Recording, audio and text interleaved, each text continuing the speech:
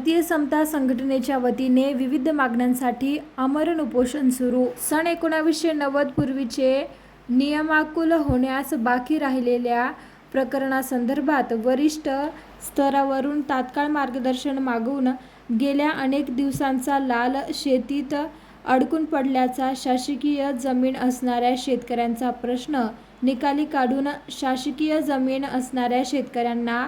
त्यांच्या मालकीची सनद देण्यात यावी, तसेच अनेक शासकीय जमिनी असणाऱ्या शेतकऱ्यांना शासकीय धोरणाप्रमाणे 1992 मध्ये विहित व ताब्यात असलेल्या एकूण क्षेत्रफळांपैकी 0.20, 0.30, 0.40 हे आर जमीन अशा पद्धतीने तलाठी व मंडळ अधिकारी यांच्या चुकीच्या अहवालामुळे उर्वरित ताब्यातील असलेल्या क्षेत्रफळाचा कायम पट्टा होऊ शकला नाही। तसेच मिळालेला कायम पट्टा व ताब्यात असलेले एकूण क्षेत्रफळ हे 1982च्या आदेशाचे असून यात जाणीवपूर्वक तलाठी मंडळ अधिकारी यांनी चुकीचा अहवाल सादर केल्याचा आरोप करत तो सुरळीत करण्यात यावा अशी मागणी भारतीय समता संघटनेच्या वतीने करण्यात आली आहे। यासाठी असंख्य शेतकऱ्यांसह आमरण उपोषण सुरू करण्यात आले आहे।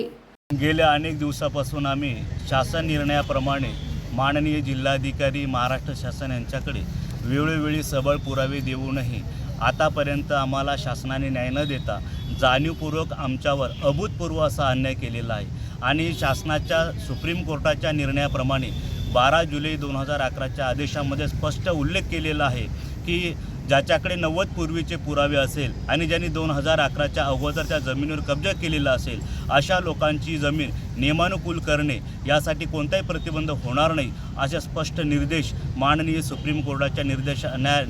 आदेशामध्ये स्पष्ट आहेत। अशा असूनही सरकार आम्हाला जाणीवपूर्वक आमची दिशाभूल करून आम्हाला आमच्या न्यायापासून वंचित ठेवत आहे। काय मागणी